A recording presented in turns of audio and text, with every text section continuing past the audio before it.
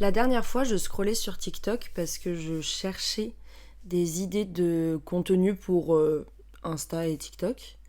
Et je suis tombée sur la vidéo d'un gars qui disait « Si je rencontrais le moi d'il y a 5 ans, est-ce que je changerais le destin ou je laisserais les choses arriver ?» Et franchement, quand j'ai vu ça, j'ai bugué devant mon téléphone pendant 5 bonnes minutes en me posant réellement la question. Je ferais quoi, moi ?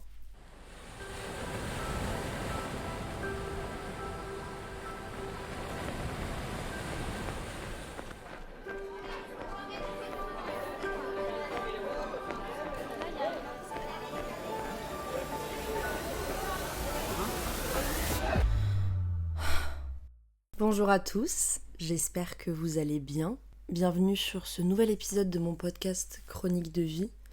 Aujourd'hui, on va parler d'un sujet qui change un peu de d'habitude parce que je vais beaucoup parler sur ma vie et c'est beaucoup plus une introspection personnelle que des conseils de copines. Je vais pas parler d'un livre, je vais pas parler d'un sujet bien précis. C'est plus comme une thèse-antithèse ou un débat sur ce que moi j'aurais fait. Parce qu'en fait, je me suis posé la question et je me suis dit qu'en faire un épisode de podcast, ça pouvait être peut-être intéressant.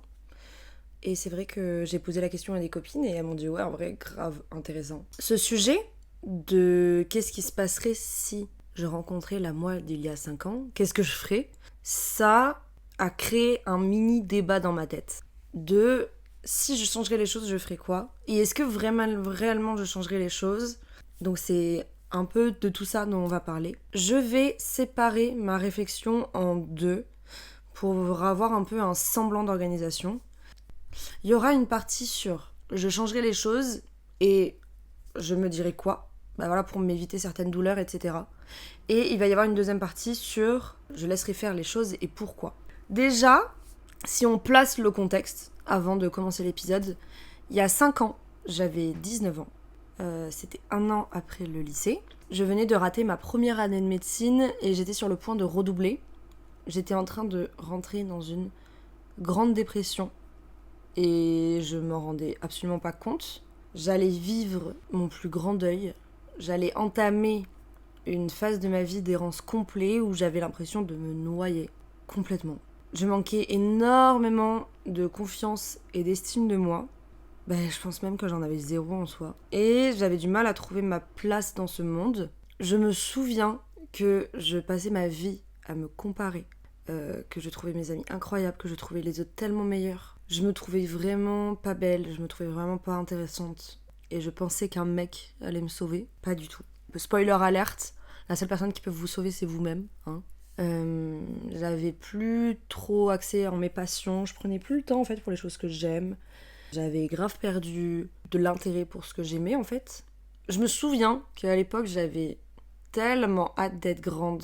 J'avais tellement hâte d'être une vraie adulte et je pensais que tous mes problèmes disparaîtraient avec l'âge. Pas du tout. Ça disparaît pas, juste tu sais mieux dealer avec et tu sais mieux travailler avec, on va dire.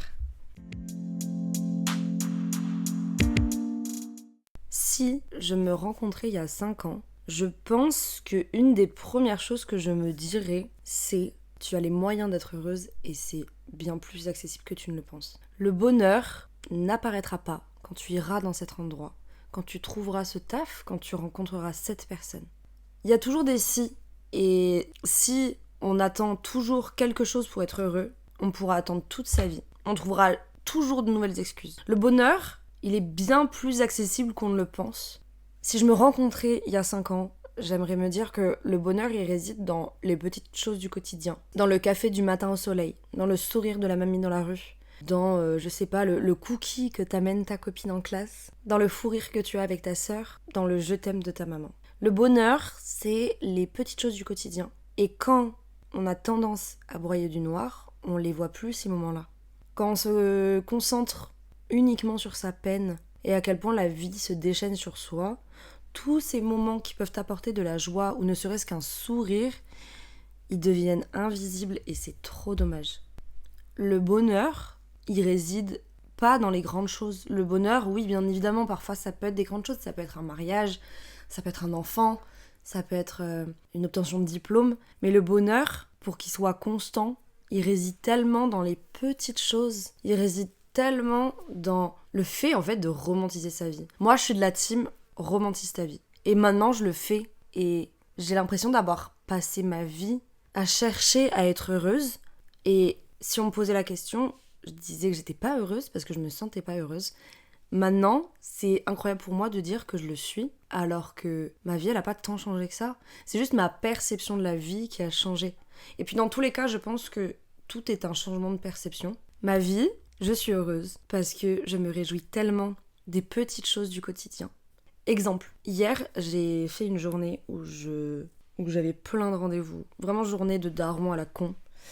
Et j'ai été tellement épanouie à la fin de ma journée parce qu'il y a plein de petites choses qui m'ont rendue trop heureuse. J'ai vu une copine le matin, ça m'a fait trop plaisir de boire un café avec elle. J'ai fait mes courses et j'étais trop contente d'avoir la possibilité de faire mes courses et d'acheter des choses saines pour mon corps. Et il y avait tous mes aliments préférés qui étaient en stock. J'étais trop contente. Ça peut paraître super bête, mais moi c'est ça, ces petites choses du quotidien en fait qui me rendent heureuse de ouf. Le midi, j'ai pu manger ma petite salade au soleil dans mon jardin. Ça m'a rendue trop heureuse. C'est ces petites choses en fait du quotidien, de la journée qui sont trop chouettes. J'étais trop heureuse d'être de repos après avoir passé une semaine hyper longue et de pouvoir vraiment me reposer mentalement en fait. C'est ça. En fait, si je me rencontrais il y a 5 ans, j'aimerais me prendre mes mains, enfin du coup mes mains à moi, et je me dirais, mais ouvre les yeux et regarde ce qui t'entoure. Qu'est-ce qui va te manquer quand tu auras 80 ans et que tu repenseras à ta vingtaine? Ça, c'est un truc que... Je sais pas si c'est une trend ou quoi sur les réseaux, mais en ce moment, je le vois pas mal et j'adore. C'est ce truc de... Quand j'aurai 80 ans, que je serai une mamie et que je regarderai en arrière, à quoi je repenserai? Je suis pas sûre que je repenserai à ce contrôle ou cet examen que j'ai raté. Je repenserai à ce super moment que j'ai passé avec mes amis. C'est là où tu décides en fait de placer ton intérêt et là où tu décides qu'est-ce qui est réellement important. Et c'est ça, moi, dont je veux me souvenir.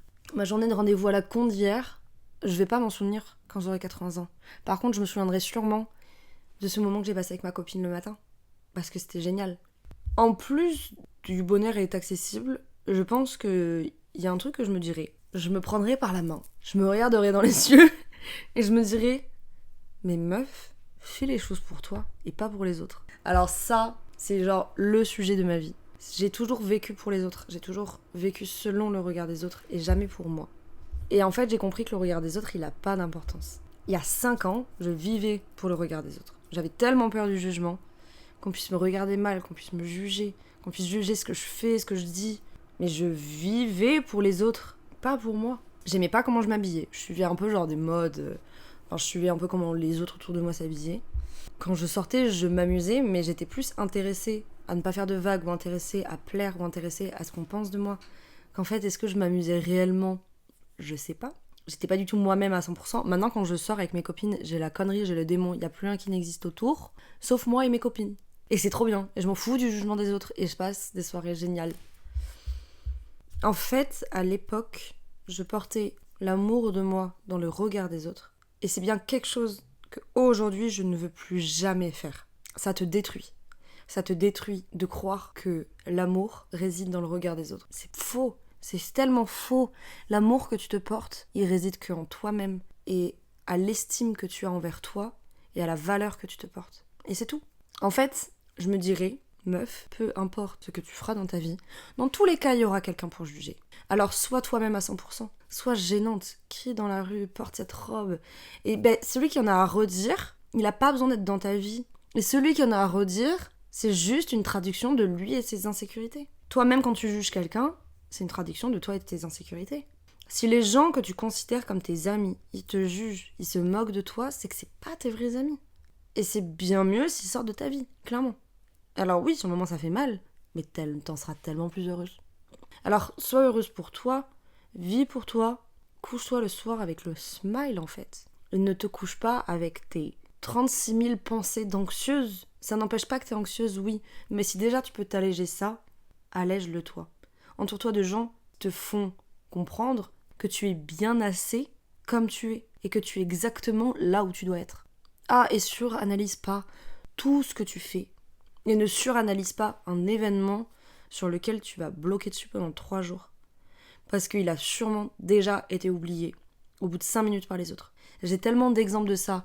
Je me dirais ça parce que à l'époque, mais une phrase que j'avais dit pendant une soirée, mais moi, ça allait me retourner le cerveau. Oh là là, j'aurais tellement pas dû dire ça. Oh là là, mais c'est un cerveau d'anxieuse, hein, mais punaise, mais qu'est-ce qu'ils vont penser de moi? Mais ça se trouve, ils sont en train de se dire ça sur moi. Et en fait, en grandissant, j'ai appris à dire aux autres, je suis désolée, quand j'ai dit ça pendant cette soirée, j'aurais pas dû. La personne en face, elle avait oublié. 90% du temps, la personne en face, elle avait oublié. Et en fait, moi, ça m'a grave fait désangoisser, on va dire, de ce truc, où j'étais en mode, oula, mais attends, en fait, ça n'a pas du tout autant d'importance que je le pensais. Alors oui, ça avait de l'importance pour mon cerveau, mais c'est mon cerveau d'anxieuse qui fait une montagne de quelque chose qui n'existe pas. En fait, je me dirais, à moi-même, ta seule échelle de jugement qui compte, c'est la tienne. Si ça te rend heureuse, si ça te donne des papillons dans le ventre, tu le fais. Le reste, ça suivra. Ce qui doit te suivre, te suivra. En vrai, il y a 1 million de conseils que je pourrais me donner, mais je pense que ceux-là, c'est les plus importants. Sachant que j'ai capté en parlant, qu'il y a 5 ans, en fait, c'était le début du Covid, le début du confinement, et franchement, ça a été, je pense, l'une des périodes les plus compliquées dans ma vie. Le fait d'être enfermée, forcément, j'avais grave le temps d'être seule avec mes pensées, et moralement, c'était hyper compliqué pour moi. Et je pense que j'étais pas du tout la seule à vivre ça. Sachant en plus, rappelez-vous, les news, les journaux télé, l'environnement était quand même hyper anxiogène. Quand on est anxieuse, les news c'est hyper anxiogène. Et à cette époque-là, forcément, ça parlait que de maladies, de morts, on était quand même dans une crise nationale. C'était hyper anxiogène. Mais vraiment. Donc, le contexte faisait que c'était une période quand même hyper difficile. Et en plus, j'étais tellement pas alignée avec moi-même, hein. Mais vraiment pas. Mais désolée maman. Et désolée à ma sœur. Ils se sont pris, mais plein la gueule, quoi.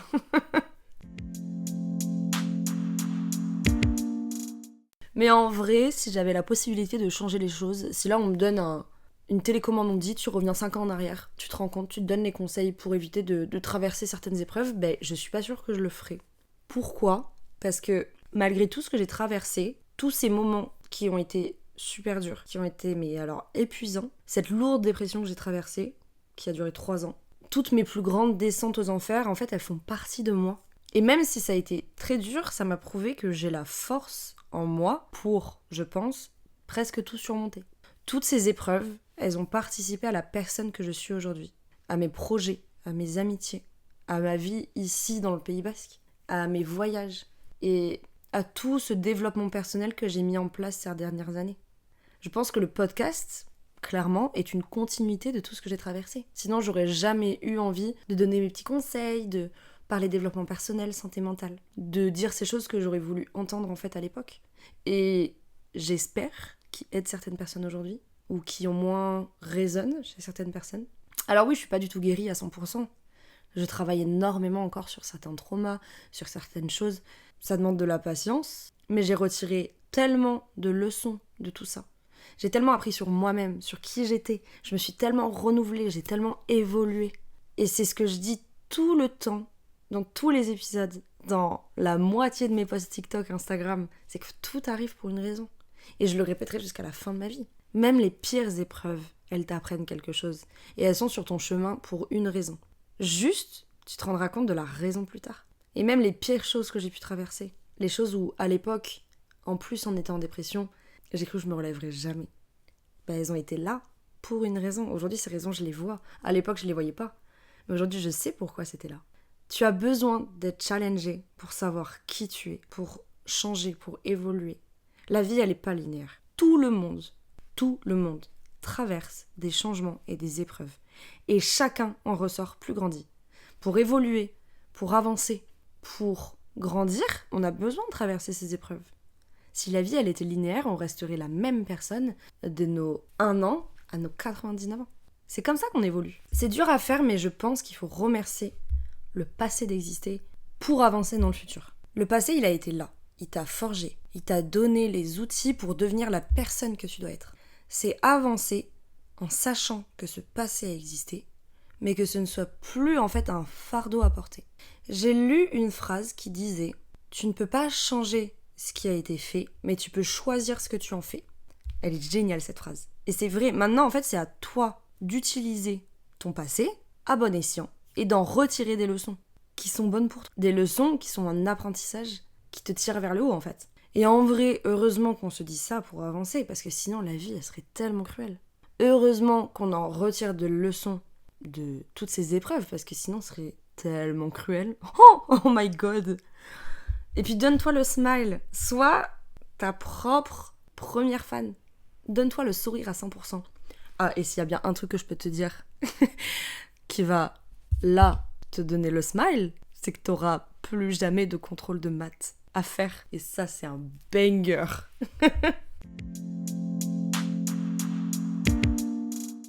Avant de finir cet épisode du podcast, je voulais intégrer cette question que j'ai posée à certaines de mes copines. Et je me suis dit que c'était intéressant d'entendre leurs réponses et qu'elles se seraient données comme conseil si elles rencontraient leur version d'elles il y a 5 ans. Alors je pense que si je devais donner un conseil à moi d'il y a 5 ans, ce serait un truc du genre fais-toi confiance, mais surtout fais confiance à ton intuition. Parce qu'en fait on sait, le corps sait, et que même si c'est très bien de se remettre en question, parce qu'on apprend beaucoup sur soi, parce que ça nous permet d'analyser des situations, au final il y a souvent des signes avant qui prouvent que on n'est pas sur le bon chemin, c'est pas ce qui nous correspond et qu'il vaut mieux changer plutôt que de rester dans un confort ou dans des habitudes ou rester par peur, que ce soit professionnellement, que ce soit dans des relations. Et ça, c'est quelque chose que j'apprends toujours, mais que il y a 5 ans, c'était encore plus présent. Donc, je pense que je réalise beaucoup plus de choses maintenant. Et si j'avais pu réaliser il y a 5 ans à quel point j'étais décisionnaire de ma vie et que si je suis dans une situation qui ne me convient pas, c'est moi et moi seule qui peut décider de le changer et que c'est pas grave de changer et que même si ça fait peur, c'est souvent une bonne chose et qu'il y a des portes qui s'ouvrent encore plus belles derrière. Donc voilà, je pense que c'est ce conseil-là que je me donnerais à moi-même. Je lui dirais de pas avoir peur de quitter ses études qui lui plaisent pas parce que cette décision, même si elle a été dure à prendre, elle va lui permettre de déménager, de partir pour un voyage qu'elle aurait jamais imaginé faire, de rencontrer des personnes incroyables qui maintenant font partie de son quotidien et de s'épanouir professionnellement dans un domaine qui est complètement différent finalement. Alors, je pense que si je devais me dire quelque chose à moi il y a 5 ans, je me dirais d'avoir moins peur, ou en tout cas de moins vouloir planifier tout le temps, et de laisser un peu de place à l'imprévu. Parce que j'ai souvent, par peur, parce que c'était pas prévu, parce que ça devait pas se passer comme ça dans ma tête, parce que c'était nouveau et du coup ça me faisait peur, j'ai pas fait les choses. Alors qu'en fait, ok, ça fait peur de faire des trucs nouveaux, mais des fois c'est cool. Et après, j'ai fait plein de choses ces dernières années, en sortant de ma zone de confort et en des choses pas prévues et tout. Et à chaque fois, il y a du positif qui m'est arrivé, des expériences trop bien, des rencontres incroyables. Et en fait, plus se laisser porter. Et en tout cas, pas laisser ma peur freiner des nouvelles expériences, des nouvelles rencontres, etc. Et juste apprendre que le lâcher-prise, c'est OK aussi. Je lui dirais de vivre ces expériences avec beaucoup de recul, d'amour, sans y porter de jugement. De pas redouter la ligne d'arrivée, même si on sait qu'elle peut être effrayante, parce que ce qu'on regarde le plus souvent, c'est ce qu'il y a tout en haut de la montagne, alors que ce qu'il y a de plus important, c'est les pas qu'on met en place chaque jour pour avancer, pour aller mieux. Cet épisode est terminé, j'espère en tout cas qu'il vous a plu. Ça m'a fait trop plaisir de le faire, c'était beaucoup plus perso que les épisodes d'avant pour le coup. On va pas se mentir, mais c'était très chouette à faire. J'espère que la petite partie avec mes copines vous ont plu aussi. Je trouvais ça trop chouette d'avoir... Parce que vraiment c'était juste mes idées, et du coup avoir aussi le point de vue d'autres personnes, je trouvais ça ultra intéressant. N'hésitez pas à répondre à cette question sur toi en commentaire de mes réseaux, soit envoyez-moi un petit DM, mais ça me ferait plaisir de voir, genre, qu'est-ce que vous feriez si vous parliez à la vous d'il y a 5 ans, et aussi, qu'est-ce que vous donneriez comme conseil si vous donneriez un conseil, vous voyez ? Donc voilà, n'hésitez pas en tout cas à me suivre, ça me fait trop plaisir de voir vos interactions, en tout cas, et Vous pouvez me suivre également sur TikTok et Insta, Chronique de vie, où j'y suis pas mal active quand même. Et je vous donne un peu plus, notamment sur Insta, mes petits bouts de mon quotidien. J'aime bien. Rendez-vous la semaine prochaine pour un nouvel épisode. Merci de m'avoir écouté et à bientôt.